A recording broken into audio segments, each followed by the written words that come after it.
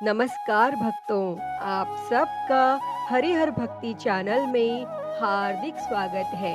आप सभी पर हरि और हर की कृपा सदैव बनी रहे।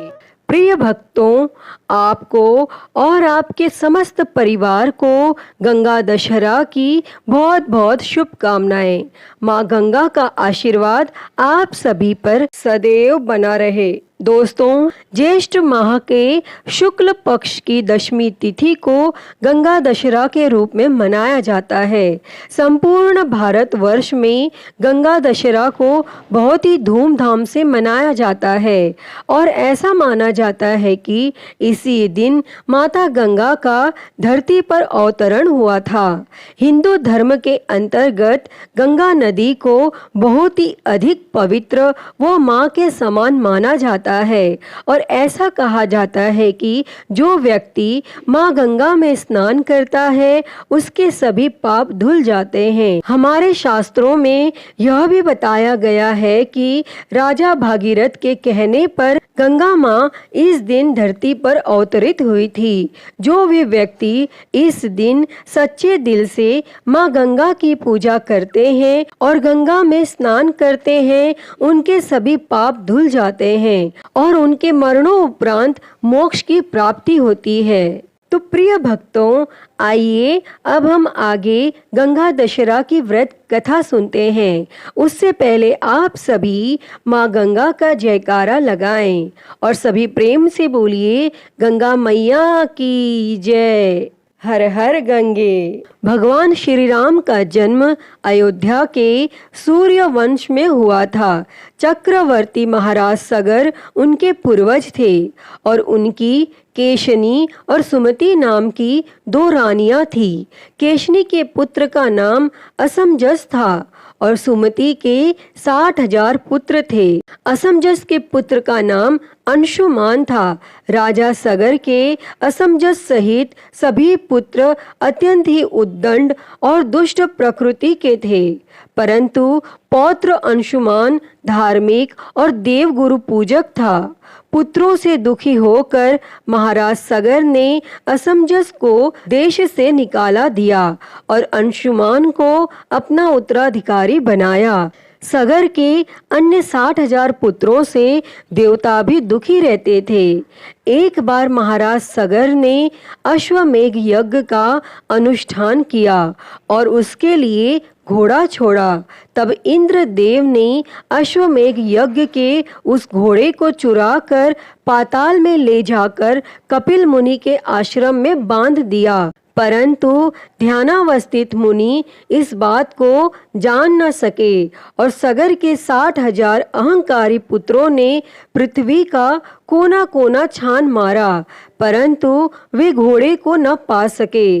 अंत में उन लोगों ने पृथ्वी से पाताल तक का मार्ग खोद डाला और कपिल मुनि के आश्रम में जा पहुँचे और वहाँ घोड़ा बंधा देखकर वे क्रोधित हो गए और शस्त्र उठाकर कपिल मुनि को मारने दौड़े और तपस्या में बाधा पड़ने पर कपिल मुनि ने अपनी आंखें खोली और उनके तेज से सगर के 60,000 उद्दंड पुत्र तत्काल भस्म हो गए। और गरुड़ के द्वारा इस घटना की जानकारी मिलने पर अंशुमान कपिल मुनि के आश्रम में आए तथा उनकी स्तुति की। तब कपिल मुनि उनके विनय से प्रसन्न होकर बोले, अंशुमन, घोड़ा ले जाओ और अपने पितामह का यज्ञ पूरा कराओ। और ये सगर पुत्र उद्दंड, अहंकारी और अधार्मिक थे।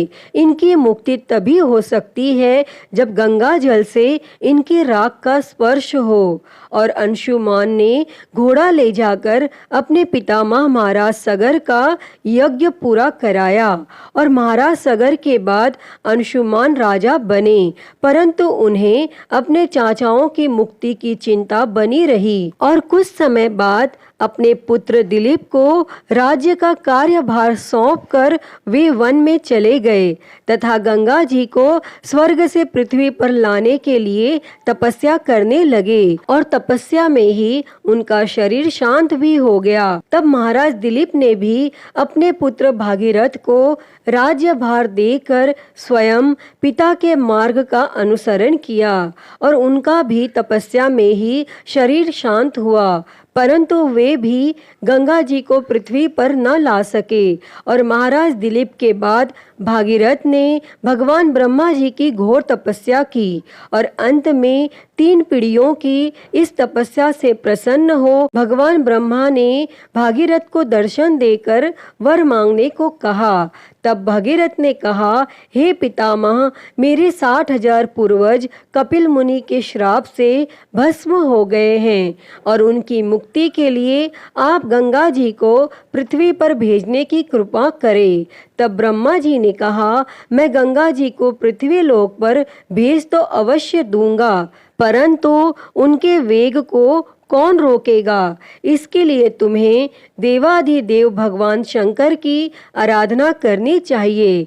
तब भागीरथ ने एक पैर पर खड़े होकर भगवान शंकर की आराधना शुरू कर दी और भागीरथ की तपस्या से प्रसन्न होकर भगवान शिवजी ने गंगा जी को अपनी जटाओं में रोक लिया और उसमें से एक जटा को पृथ्वी की ओर छोड़ दिया और इस प्रकार गंगा जी पृथ्वी की ओर चली और अब आगे आगे राजा भगीरथ का रथ और पीछे पीछे गंगा जी थी और मार्ग में जहु ऋषि का आश्रम पड़ा। गंगा जी उनके कमंडल दंड आदि बहाते हुए जाने लगी और यह देख ऋषि ने उन्हें पी लिया और कुछ दूर जाने पर भागीरथ ने पीछे मुड़कर देखा तो गंगा जी को न देख वे ऋषि के आश्रम पर आकर उनकी वंदना करने लगे।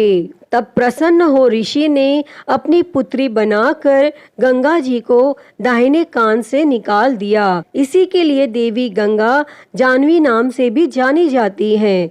भगीरथ की तपस्या से अवतरित होने के कारण उन्हें भागीरथी भी कहा जाता है। इसके बाद भगवती भागीरथी गंगा जी मार्ग को हरा भरा सस्य श्यामल करते हुए कपिल मुनि के आश्रम में पहुंची और जहां महाराज भगीरथ के 60,000 पूर्वज भस्म की डेरी बने पड़े थे और गंगा जल के स्पर्श मात्र से वे सभी दिव्य रूपधारी हो दिव्य लोकों को चले गए। अतः हे गंगा मैया, इस कथा को कहते सुनते और हुंकारा भरते पर सदैव अपनी कृपा बनाए रखना। तो सभी प्रेम से बोलिए गंगा मैया की जय। हर हर गंगे। तो प्रिय भक्तों, मैं उम्मीद करती हूँ कि आपको यह कथा पसंद आई होगी और अगर वीडियो अच्छी लगी हो तो इसे लाइक करें, ज़्यादा से ज़्यादा शेयर करें और कमेंट में गंगा मैया की जय लिखना ना भूलें और हरिहर भक्ति चैनल को सब्सक्राइब कर नोटिफिकेशन बेल को ज़रूर ऑन कर लें। हर हर महादेव। धन्यवाद।